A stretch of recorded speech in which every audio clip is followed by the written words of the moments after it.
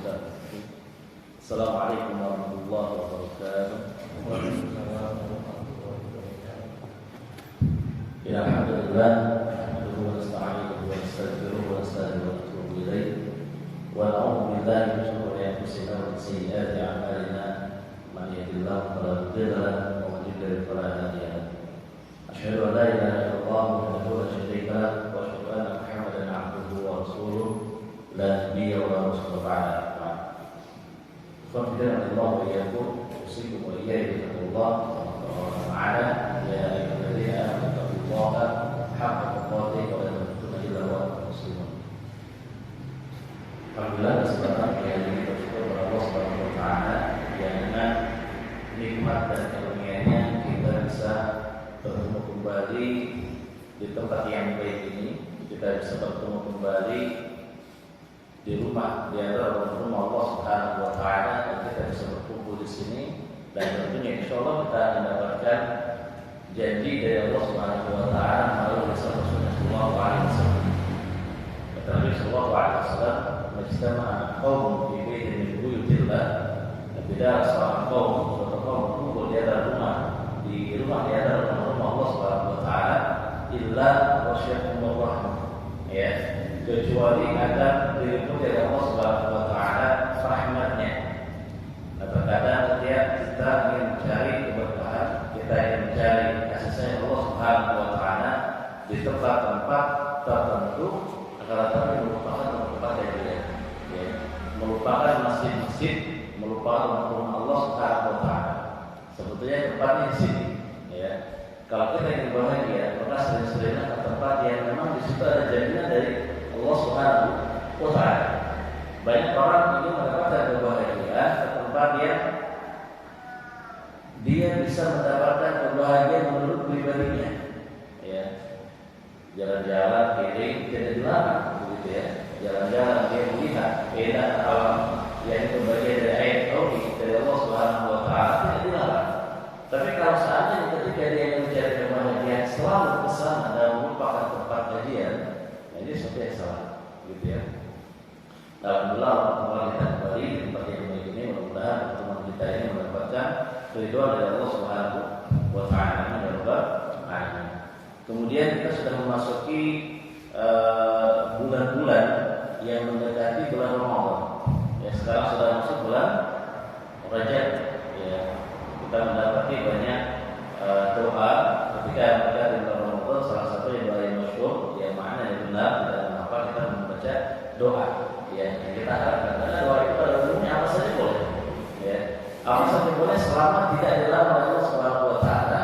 Ya, maksud kata larangannya tidak berlebihan, tidak terdapat kemaksiatan di dalamnya, ya, dan juga doa tersebut adalah doa yang tidak bertentangan dengan syariat Allah Subhanahu wa taala. Itu pasti ada. Ya, kita berdoa salah satunya mulai lana fi Rajab wa Sya'ban wa ballighna Ramadan. Ya, ini kita di bulan Ramadan. Maka penting bagi kita untuk kembali mengecas, ya, untuk mengecas kembali iman kita, kemudian iman kita terkait bulan Ramadan. Nah, jangan lupa Allah Subhanahu wa taala dikarenakan ketika masuk bulan Ramadan adanya sabda sallallahu alaihi wasallam, ya ba'iyal khair aqbil wa ya ba'iyal syar aksir. Ya, kata sallallahu alaihi wasallam, orang-orang yang dia suka terhadap kebaikan maka sambut bulan Ramadan. Dan juga orang-orang yang dia melakukan keburukan maka kurangi keburukan tersebut, kemaksiatan kurangi. Mendekati bulan Ramadan, salah satu persiapannya bukan cuma stok kurma di rumah, begitu ya. Dan kita ketika musim Ramadan, wah, kurma aman. Ya. Kemudian apa lagi? Bahan kolak misalnya, ada pisang, ada makanan yang lain, singkong, ubi, stok. Tapi dia lupa menstok imannya, gitu ya. Dia lupa menstok ketakwaan dia pada Allah Subhanahu wa taala, sehingga apa? Memasuki bulan Ramadan masih terbiasa dalam maksiat. Kemaksiatan banyak. Ya, dan itu masuk kategori dosa besar, dan itu juga ada yang kategori dosa besar, dosa kecil. Oleh karena itu ketika masuk bulan Ramadan dipersiapkan dari sekarang. Ya, kita persiapkan diri kita, keimanan kita, keilmuan kita, mental kita ketika menyambut bulan yang baik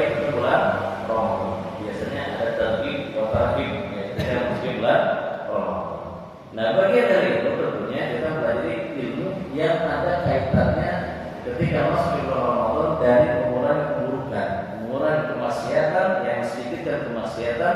Salah satunya adalah yang akan kita bahas tentang babnya, yaitu bab yang masuk pada dosa besar, yaitu oleh Al-Imam Al-Ghazali rahimahullah taala, yang dosa ini masuk pada dosa yang kedua, yaitu membunuh, ya, yaitu membunuh.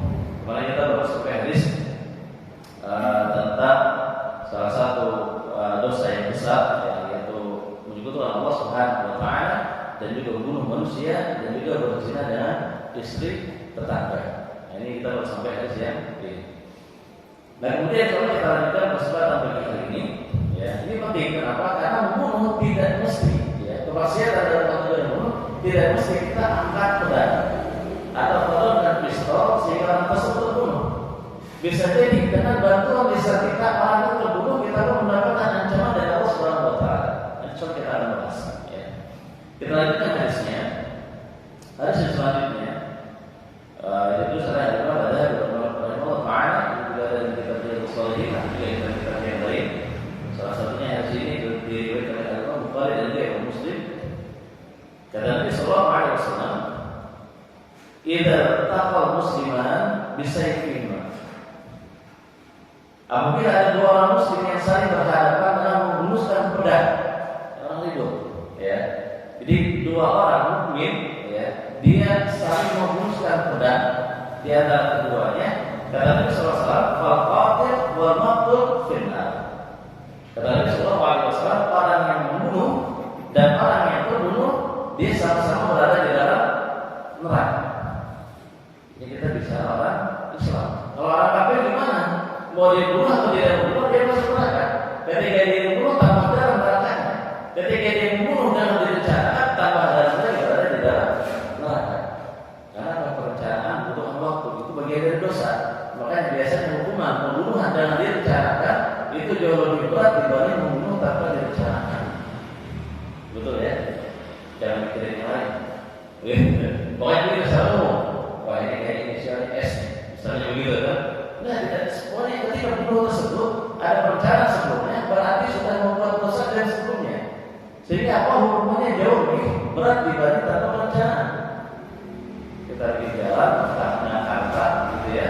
Kemudian kita membunuh seperti itu. Ini dalam Islam masuk kategori jihad. Ya, karena pertahanan harta ini bagian dari kategori jihad. Tapi kalau sekarang yang bunuh dalam maksiatan, misalnya kita tidak merencanakannya langsung secara spontanitas terbunuh atau kita bunuh, maka dosanya yang lebih kecil dibanding kita merencanakan pembunuhan. Atau bisa jadi kita tidak merencanakan pembunuhan, tapi dengan lisan kita orang itu bisa terbunuh. Nah, ini juga masuk kategori orang yang ikut andil di dalam pembunuhan. Nah, kemudian kata sahabat yang bertanya, kira dikatakan, ya Rasulullah, hadal qatil, fambar waktu. Ya Rasulullah, kalau yang membunuh wajar dia masuk neraka. Kenapa yang terbunuh juga masuk neraka? Fambar waktu, kenapa yang terbunuh juga masuk neraka? Orang kata Nabi sallallahu alaihi wasallam, innahu kana harisan ala qatl sahibihi. Ini jelas. Jadi kadang niat itu bisa menyebabkan seorang masuk dalam neraka walaupun tidak dilaksanakan atau tidak berhasil. Jadi bahaya. Mau niat zina, misal begitu ya. Mau niat zina sudah segala macam berusaha, semua usaha sudah lakukan, tapi tidak berhasil zinanya, maka dia akan mendapatkan dosa dari perbuatan zina. Karena ada kesembuhan di situ. Sama di sini juga. Kenapa orang yang terbunuh itu masuk neraka? Karena harisan ala qatl sahibihi. Kenapa orang yang terbunuh juga pada hakikatnya dia bisa menjadi seorang pembunuh juga, cuma kedua. Karena ada keinginan dia untuk membunuh. Itu kata Nabi sallallahu alaihi wasallam. Jadi al-maqtul al-qatil wal-maqtul finnar. Orang yang membunuh dan orang yang terbunuh juga masuk sama-sama masuk dalam neraka Allah Subhanahu wa taala. Boleh kita ya. Makanya Rasulullah kaum muslimin itu berpikir sesekali secara damai. Kalau saatnya tidak, maka kita tegas lagi. Kalau tidak lagi kita melakukan hukum yang lebih tegas kepada mereka. Kalau saatnya tidak, sudah bisa dari kepada Allah Subhanahu wa taala. Di Indonesia ini ada hukum-hukum yang kita bisa gunakan untuk menyelesaikan permasalahan kita. dan alhamdulillah sudah banyak yang sesuai dengan syariat.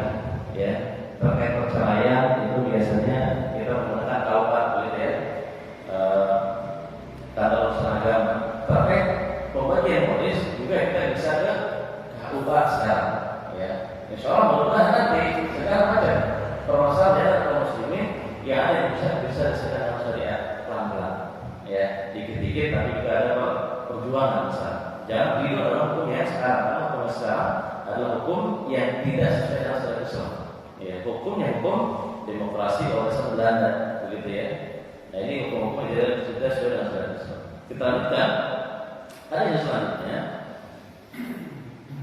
Kata Nabi Sallallahu Alaihi Wasallam, la yazalul mar'u fi fursatin min dinihi ma lam yatanadda bi damin haramin. Kata Nabi Sallallahu Alaihi Wasallam, seseorang akan selalu berada dalam kelapangan. Insya Allah kita selalu ingin kelapangan, kemudahan, kelancaran, gitu ya, keberkahan dan lain sebagainya. Ya, tapi di sini kelapangan dalam agamanya. Ya, karena Rasulullah barang siapa yang ingin selalu berada dalam kelapangan dalam agamanya, maksudnya apa? Agamanya agama yang baik, mudah menjalankan ibadah kepada Allah Subhanahu Wa Taala. Yaitu apa? Jangan di antara kita, ya, ketika kita ingin mendapatkan ini, yaitu tidak atau jangan sampai kita menumpahkan darah yang diharapkan oleh Allah Subhanahu Wa Taala. Kalau urusan sudah saling bunuh, kemudian bunuh, jangankan dalam masalah kehidupan agama, kepikiran kita sendiri besar sempit. Kalau kita ada urusan sama orang, jangankan urusan terkait dengan darah, terkait dengan harta, terkait dengan kehidupan bertetangga, itu kira-kira enak atau tidak? Dunia ini luas, tetangga nggak enak banget sebenarnya, sempitnya kira-kira. Kita alasannya, bahwa dikit ada tetangga, udah enak begitu ya. Apalagi terkait dengan urusan darah. Saya keluar hidup enggak? Saya keluar ada yang bunuh saya tidak, itu juga sempit. Ketahui saudara-saudara, barang siapa yang kita ingin selalu berada dalam kelapangan agama kita berusaha menjalankan agama kita, ketahui saudara-saudara, maka yang tidak, jangan sampai kita ini menumpahkan darah orang yang diharapkan oleh Allah Subhanahu Wa Taala. Jangan pernah berpikiran untuk membunuh. Walaupun terkadang membunuh tersebut disyariatkan, atau terpaksa kita melakukan pembunuhan tersebut nanti ketika berada pada kondisi tertentu, nanti kita bahas. Salah satunya jihad. Jihad itu ada dua, ada jihad difah, ada jihad tolak, ada jihad kita menyerang atau invasi, ada jihad kita bertahan. Ya, difah kita bertahan karena apa? Kita diserang, itu kita bisa lakukan. Ini kita benci, ya, kita benci terhadap pembunuhan, tapi terkadang itu disyariatkan dan bahkan berpahala. Dan didapati bahwasanya orang-orang yang terbukti kuat dalam jihad itu orang-orang pesantren. Maka jangan aneh kalau gaya kita seperti orang pesantren. Ini dikatakan orang-orang yang radikalis. Kenapa orang seperti kita?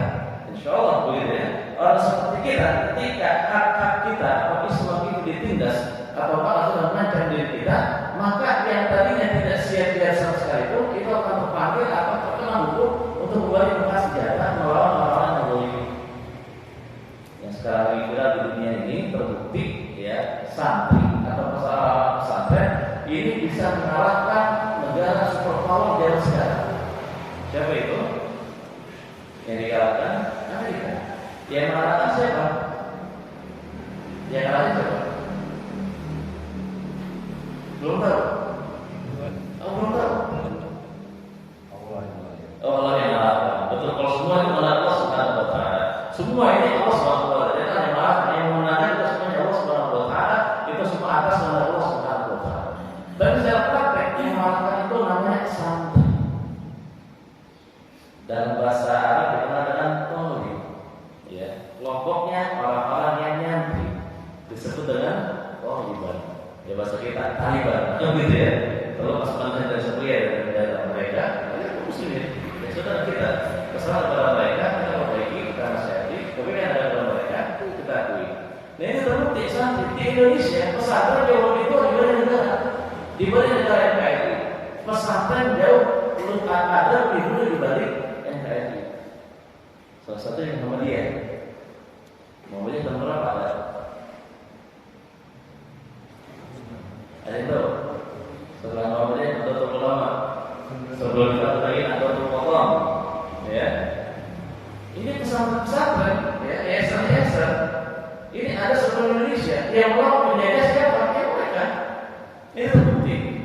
Walaupun mereka yang kenal Al-Quran, jadi mereka hafalkan hadis, mereka belajar hukum fikih, tapi ketika ada panggilan atau suruh jihad yang memang di saya ketika itu, sudah selesai. Mereka akan angkat senjata. Kayak orang seperti kita dicurigai wajar bagi orang kafir. Bagi orang yang mendaki Indonesia ini hancur, kita dicurigai kenapa orang seperti kita yang mempertahankan negaranya. Dan hukum watan menerima, walaupun hadis seperti begitu ya. Tapi hukum watan ini bukan fitrah. Kalau saya mau yang selesai ini, jadi fitrah normal. Orang tersebut mencintai negaranya normal. Jadi kalau kita membela negara kita itu wajar. Jangan ada syukur saja kami bela kita masih wajar. Jadi terbukti yang Nabi SAW kesembuhan ada pada mereka. Nah, yang tidak boleh adalah dikarenakan persekutuan mereka melanggar syariat ini tidak boleh. Dikarenakan negara kita melanggar syariat ini dilarang. Tapi kalian ya, laisa al-mar'u fi fursatin min dinihi ma lam yatanadda bidan haram. Jadi seorang selalu berada dalam kelapangan agamanya selama dia tidak merupakan darah yang diharam oleh Allah Subhanahu wa Ta'ala. Ya, dan itu tidak pernah. Kayaknya kita kalau kayaknya kita udah berpikiran mau bunuh orang ya, benar ya? Alasan bahwa kayaknya dijauhkan. Gak bisa juga. Di antara kita sekarang anda lagi dapat aja. Coba kira-kira kalau mau bilang, kalau ya bilang, apa kita contoh orang lain yang baik, soleh, tapi ditindas, hartanya dirampas, kemudian di sini diambil orang begitu. Misalnya, apa yang ada di benarnya kira-kira? Kalau dia sampai membunuh orang itu, mati ke orang kemana? Wajar nggak kira-kira? Wajar. Harus bisa terjadi benar-benar atau tidak? Bisa terjadi. Karena itu, ini bab penting. Terkadang tidak semua hukum fikih kita pelajari, ya. Tapi di antara hukum fikih kita pelajari agar kita tidak jatuh dalam hukum-hukum fikih yang diharamkan. Antum bahas poligami misalnya. Antum jangankan mau poligami, niat aja udah takut, bisa begitu kan? Niat aja udah takut, bukan takut syariatnya, tapi takut mentalnya itu kan beda. Ya, antum terkait hukum syariat masalah riba, dan Allah Subhanahu wa Ta'ala sudah mengharamkan riba, dan Allah menantang orang-orang yang melakukan riba, itu lebih hati Allah. Ya, Allah menyatakan perang terhadap pelaku riba. Antum siap tidak memerangi riba? Ada pemikiran juga enggak begitu kan? Wah, anak mau memerangi riba, gimana caranya? Anak-anak itu kan belum syariat, belum dari syariat misalnya. Anak-anak itu kan ekonomi yang berbasis kapitalis atau juga model-model bisnis oligarki dan seterusnya. Kita menunjukkan itu pemikiran tak tidak buat kita. Ada pemikiran apa kita ekonomi yang benar-benar ada syariat. Karena begitu ya, kita tergantung level keimanan seorang atau level kemampuan dia, kapasitas dia itu beda-beda. Tapi kalau seandainya ya itu di dalam syariat, di perintah kita untuk perintah syariat dengan perintah yang sangat umum, ya ayyuhalladzina amanu fi silmi kafah. Wahai orang beriman masuk dalam Islam secara keseluruhan, termasuk ekonomi, termasuk berkeluarga, termasuk bertetangga dan bertata negara harus sesuai dengan Islam begitu. Jadi itu perintah secara umum. Kayaknya anak berperang sekali. Namanya ini syariat, kalau syariat itu kalau enggak seperti itu. Tapi bagaimana kalau seandainya semua menerapkan hukum yang tidak syariat? Maka kita harus melakukan hukum yang sesuai dengan syariat. Jadi terkadang fikih kita pelajari walaupun kita belum melaksanakan, ya. Atau agar kita terhindar, maka kita pelajari hukum agar kita tidak jatuh kepada sesuatu yang Allah haramkan. Baik, kita lanjut ya. Hadis yang selanjutnya ini yang bersama atau yang senada mirip-mirip gitu ya. La yazalul mar'u fi qasdin dini ma lam yusib daman haram. Juga hampir sama. Itu juga Imam Bukhari dan juga dari Imam Bukhari dan juga Muslim, dan ini adalah teksnya atau redaksi dari Imam Bukhari. Yaitu seorang akan selalu berada dalam kelapangan dalam agamanya selama dia tidak pernah menumpahkan darah. Ya, kalau di atas selalu tidak menumpahkan darah yang Allah haramkan, tapi sini tidak pernah dalam apa yang sudah berlalu. Jadi kalau ada orang yang lapang yang Allah Subhanahu wa Ta'ala berikan di dalam agama dia, mudah belajar syariat, belajar yang mudah, hafal Quran mudah, hafal hadis mudah, ketika mempelajari agama itu mudah dia paham dan sebagainya. Dikarenakan apa dia perlu membunuh orang, ya, atau dia tidak membantu orang untuk membunuh, maka itu sesuatu yang wajar dan itu sesuai dengan hadis Nabi SAW, dan ini menunjukkan bahwasanya hadis ini mujizat, ya, karena sesuai dengan fakta dan terbukti. Karena banyak hadis-hadis yang terbukti di zaman sekarang, dan juga ada hadis-hadis yang sudah terbukti sejak dulu. Ada yang zaman sekarang sudah terbukti, zaman dulu belum. Sejak zaman Nabi, ya nanti, ya kita ketika Imam Mahdi ada, ya kita harus berupaya kepada Imam Mahdi, walaupun dengan merangkak di atas salju. Hadis ini ada di tengah padang pasir, di tengah gurun Sahara, istilahnya begitu, yaitu di Mekah, ya atau di Madinah ketika itu. Ini masuk kategori gurun pasir itu mungkin, ya gurun pasir tidak mungkin di sana ada salju. Zaman sekarang akan berubah, dan pasar sekarang sudah mulai, yaitu di Saudi sudah mulai hijau. Ya, sama seperti di Indonesia, di Indonesia banyak gunung-gunung batu yang atas hijau banyak pohon. Ketika digali ternyata itu batu. Di sana sekarang proses itu. Proses batu hasilnya sekarang sudah mulai tumbuh-tumbuhan.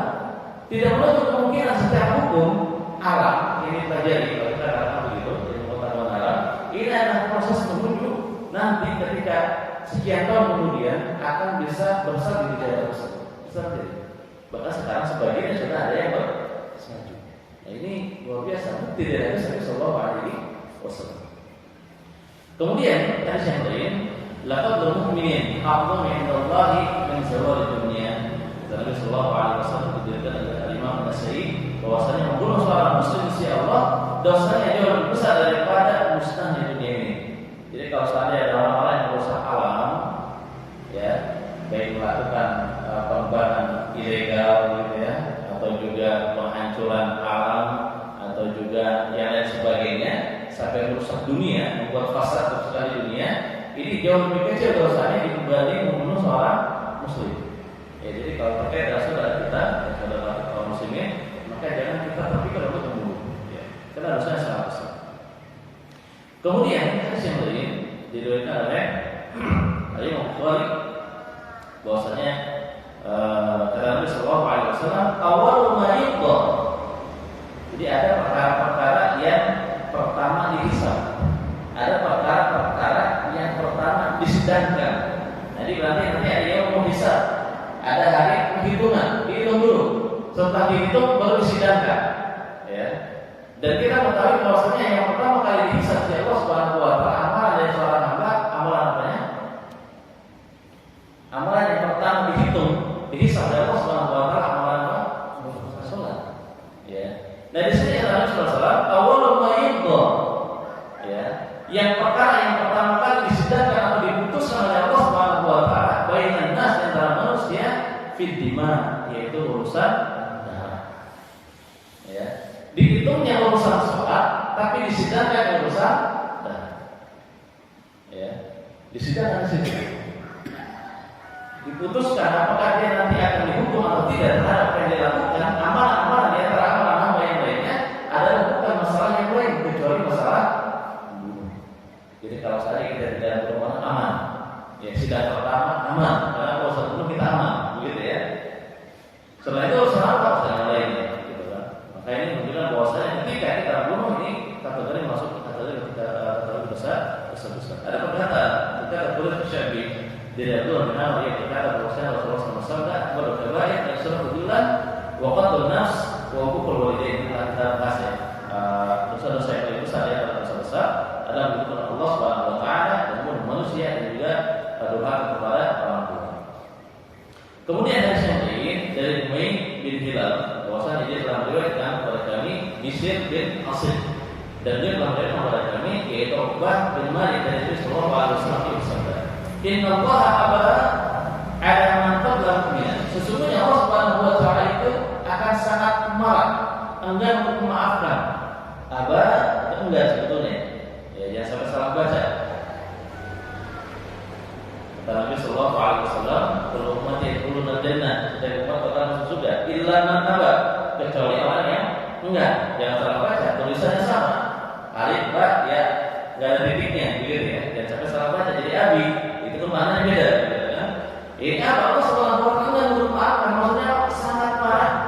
Allah Subhanahu Wa Taala sangat marah ala man qatala mu'minan terhadap orang yang membunuh kaum muslimin. Baik dia mukmin atau dia juga non mukmin, orang kafir.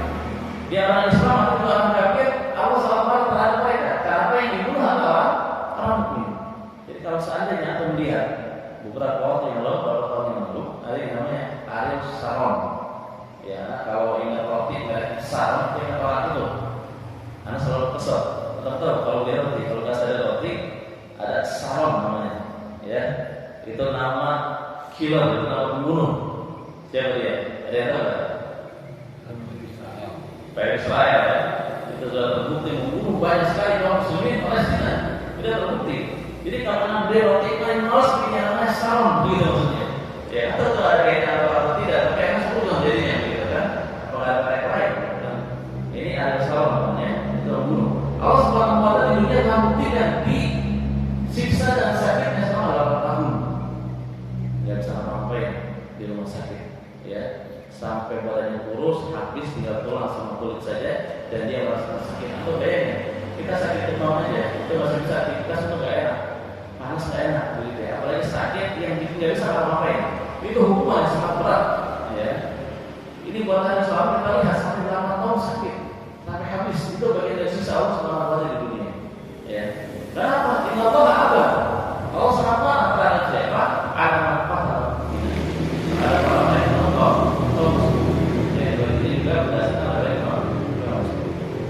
Kemudian hadis yang lain kita akan saja bab ini, kita bacakan hadisnya.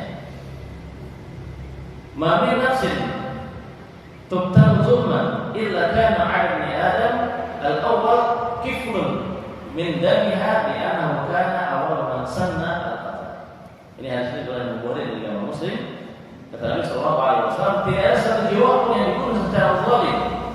Catatannya, tidak ada satu manusia pun yang dibunuh secara zalim, melainkan darahnya akan ditanggung oleh anak Adam yang pertama. Siapa dia? Mobil. Ya, karena dia yang pertama itu. Kenapa semua anak Adam yang dibunuh secara zalim? Itu bayangkan. Zamannya Hitler itu ada berapa orang dibunuh secara zalim? Ada yang tahu nggak? Ada yang tahu ya? Itu lupa orang jumlahnya. Intinya banyak. Yang dibunuh oleh Adam salah juga banyak. Yang dibunuh oleh pembunuh genosida, ya, yang ada di Vietnam, kemudian juga yang ada di Chechnya ketika itu, kemudian juga yang ada di Bosnia ketika kasus Bosnia dan Herzegovina, ya, kemudian yang terjadi di Irak, ya, yang terjadi di Rusia, ya, bahkan yang terjadi di Indonesia, yang menandakan jihad dulu, gitu ya, di kejadian atau perusahaan Ambon, itu saudara kita dekat di Ambon saja, gitu kan, sampai dulu hampir semua orang ngirim ke sana. Anda daftar tuh melalui FPI itu pernah diizinin sama orang tua, gitu kan. Ada yang belajar jihad dan sebagainya. Berangkat kampung, kenapa saudara kita di Ponggak? Masjid ketika ada sholat di Ponggak. Ini kok fakta terjadi? Itu dibunuh secara zalim di Indonesia, jauh-jauh, ya. Kepalanya dijejerkan, ya.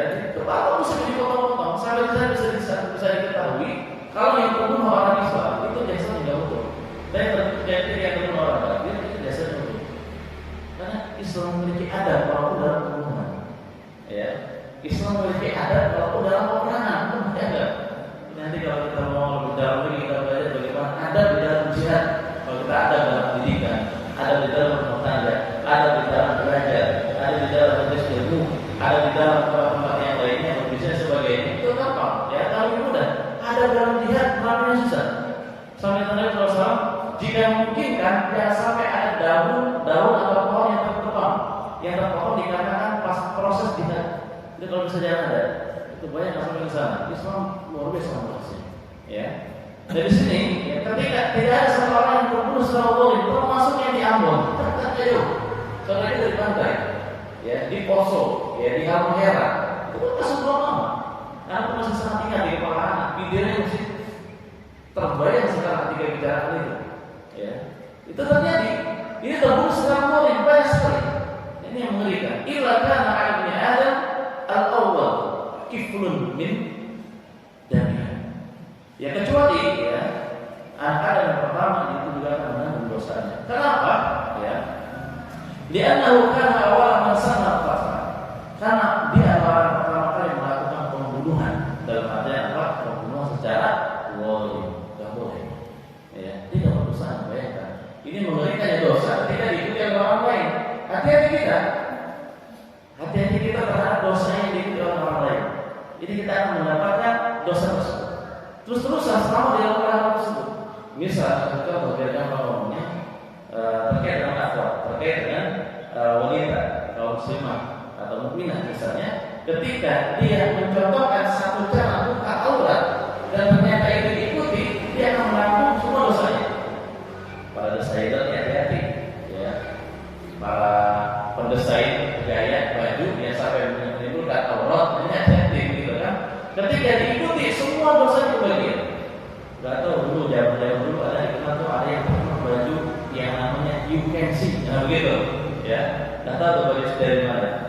Ketika baju you can see dipamerkan, dipasarkan, kemudian juga terjual bebas dan banyak orang yang memakainya, yang harus di dalam rumah ternyata dipakai di luar. Hati-hati, orang yang pertama kali mencontohkan dapat semua dosanya, semua dosa ada yang membuka auratnya. Oh, jauh sekarang ada lagi katanya, ya. Ini cara cepat untuk glowing, misalnya begitu ya. Dipamerkan dan sebagainya, kemudian dia buka, ketika sudah glowing dipamerkan, ikut-ikutan yang lainnya. Itu juga maksudnya ada dari dosanya. Terus orang yang pertama akan mendapatkan dosanya. Hati-hati ya. Apalagi kita sudah punya anak, apalagi anaknya banyak, hati-hati. Semua perbuatan dosa kita, dia lihat langsung dipopos tangan kita.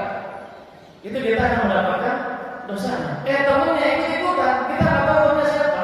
Terhadap dosa yang kita lakukan, dosa yang dilakukan anak kita dan dosa teman anak kita yang melakukan, kita dapat sebagai dosa.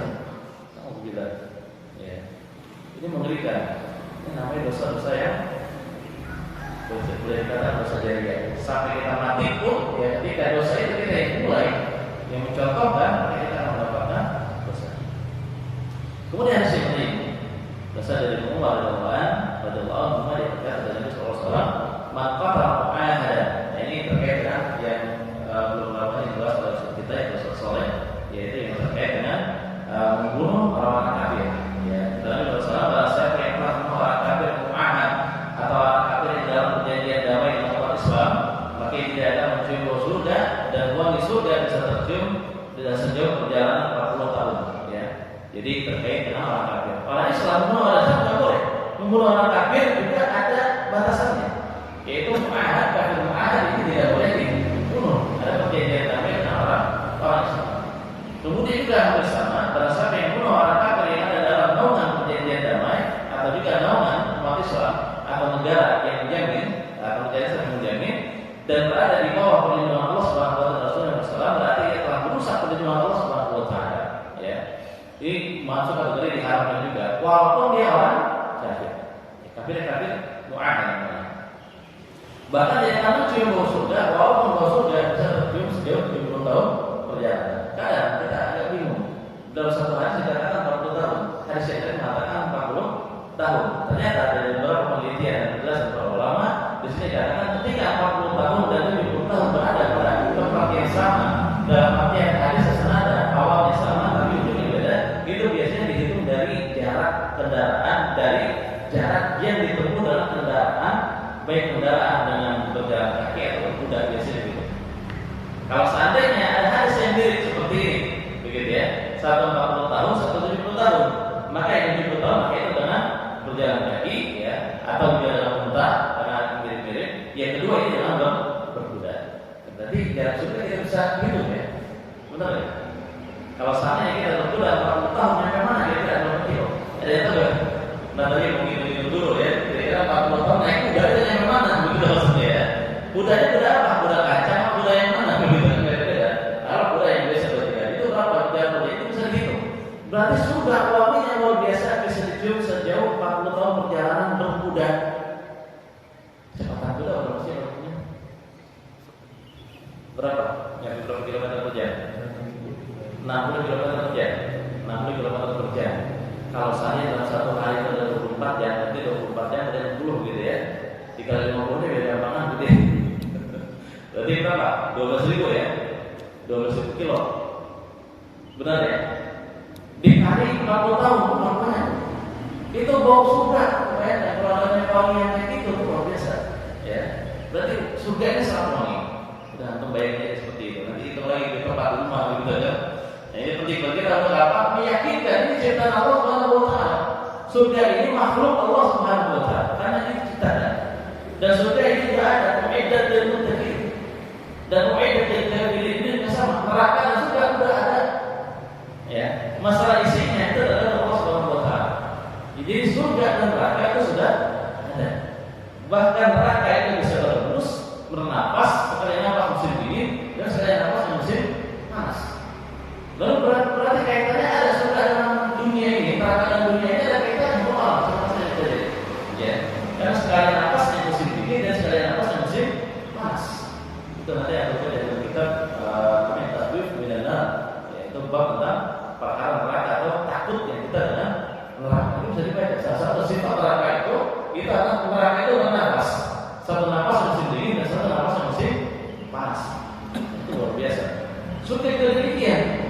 Dicium bisa dicium dalam sejarah 40 tahun perjalanan berkuda.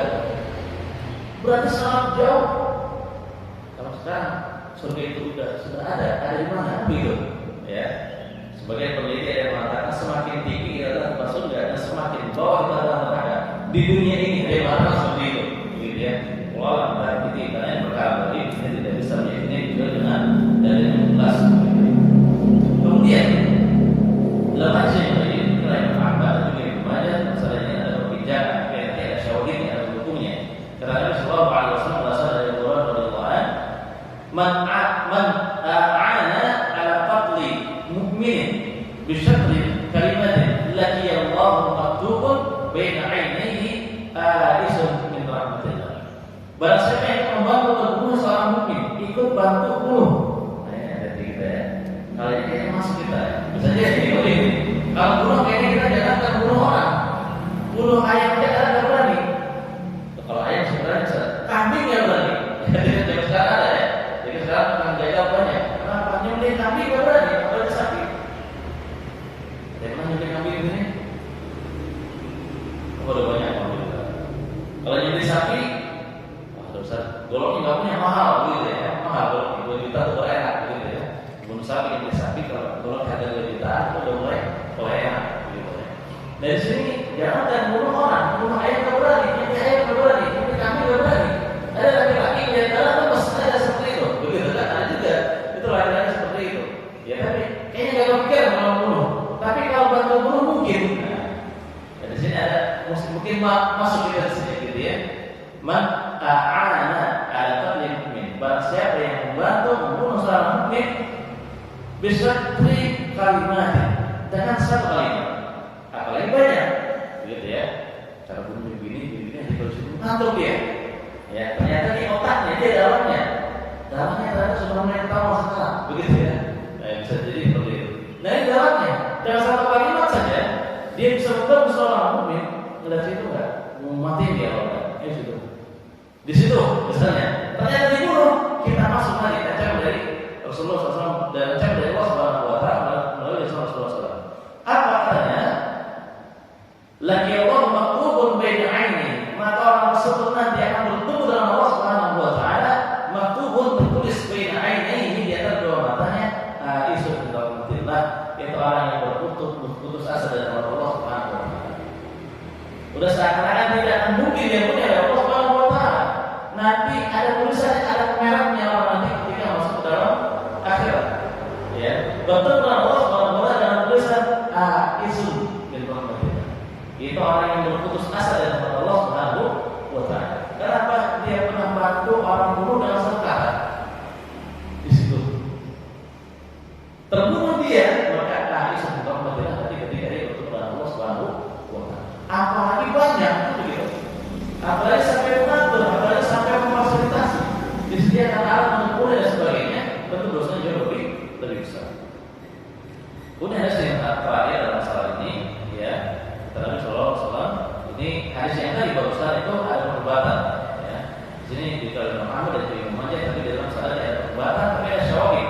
Soalnya hadis yang bawahnya itu dengan Imam An-Nasai.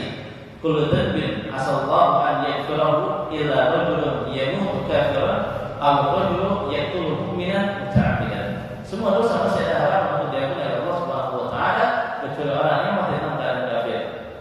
Ya, semua orang masih ada harapan diampuni oleh Allah Subhanahu Wa Taala. Kalau saya mati masih mukmin, ya, masih mukmin masih ada harapan dia diampuni oleh Allah Subhanahu Wa Taala walaupun dosanya selesai. Tapi kalau sudah kafir selesai. Itu yang benar. Atau dulu yaitu mukminan muta'ammidan, atau seorang yang bunuh seorang mukmin dengan sengaja. Ya, ini berarti hampir mendukung hadis yang di atas, ada syahidnya. Yaitu orang membunuh mukmin dengan sengaja, maka dia orang yang berputus asa dari rahmat Allah Subhanahu Wa Taala atau ampunan Allah Subhanahu Wa Taala. Waliyahillah, berkelas Allah waliyahillah, Allah Subhanahu Wa Taala.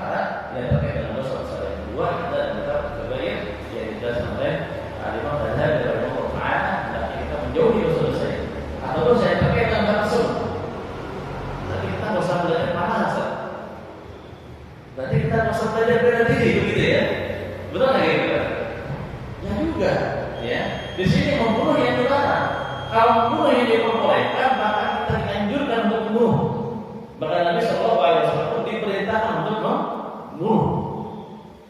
Benar. Ada hadis yang kata Rasulullah SAW. Umirtu an uqatilan nas. Aku diperintahkan kata Nabi Sallallahu Alaihi Wasallam untuk bunuh manusia. Umirtu an uqatilan nas hatta yashhadu an la ilaha illallah. Aku diperintahkan untuk bunuh manusia sampai mereka mengatakan la ilaha illallah. Ini konteks jihad. Dan jihad rupal. Jihad untuk invasi, menyerang, bukan difak. Ya. Dan ini ketika Rasulullah SAW sudah diperintahkan untuk menginvasi. Dalam artian apa? Ada daerah-daerah yang memang ditaklukkan oleh dia.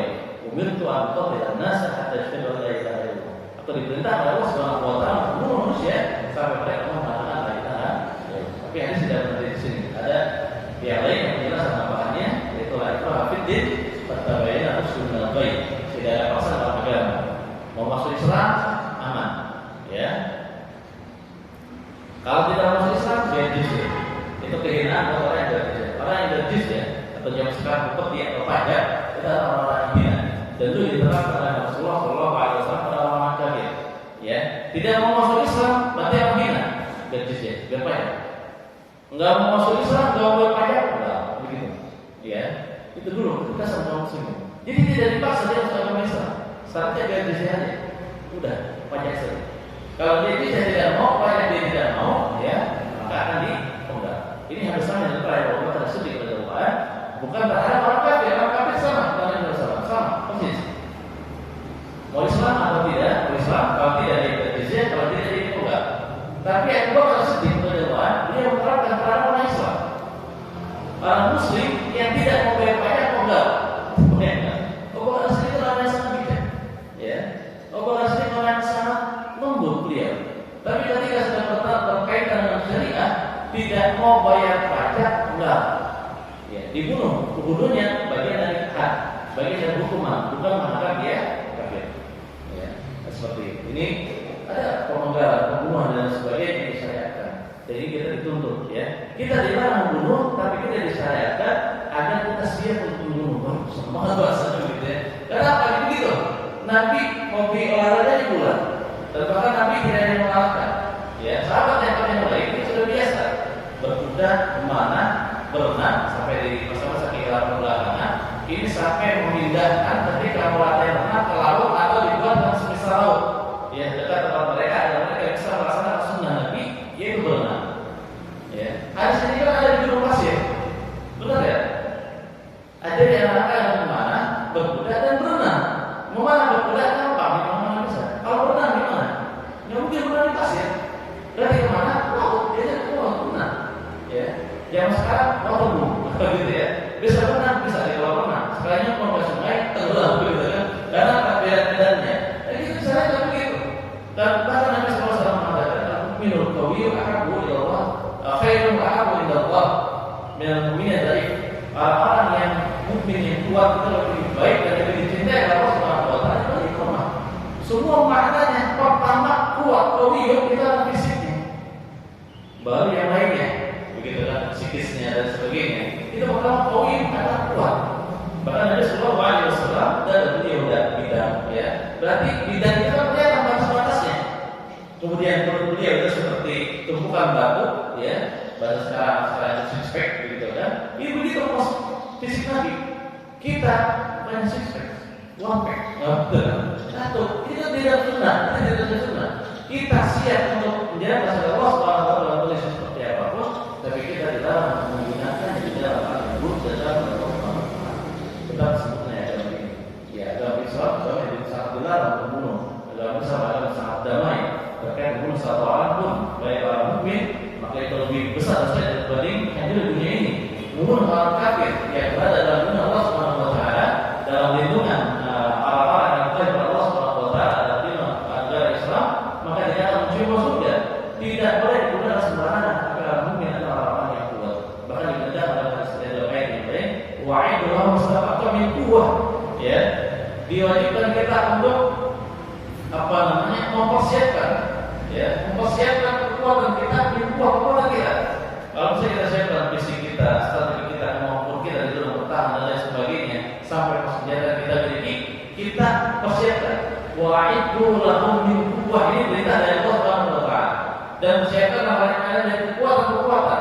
Dalam tafsir disebutkan sampai kuda-kuda yang berbaris seperti berbaris, panah, pedang, perisai dan lain sebagainya, itu disiapkan agar apa? Menggentarkan kaum kafir, agar mereka tidak macam-macam terhadap orang Islam. Jadi ketika Islam dijarah sekarang, yang sekarang Islam itu sangat lemah. Maka sudah saatnya kita kembali untuk menjalankan Islam itu secara pelan-pelan, ya, sedikit-sedikit, tapi berproses. Sekarang hari ini, besok latihan olahraga, besok latihan bela diri, besok latihan pertahanan negara, besok begitu, ya dikit-dikit. Tapi dalam hati udah ada selesai. Ya, dia itu hanya sebagai wacana. Ketika bicara Islam luar biasa, bicaranya mantap, tegas, jelas. Pelaksanaannya untuk aja. Nah ini bahaya. Ini untuk pelaksanaannya masih sangat rendah seperti ini. Tapi ini cerita persoalan pagi hari ini. Berarti dosa-dosa yang kedua itu bunuh, ya, atau itu masalah bagi dosa yang besar yang tidak dibenarkan dalam syariat Islam.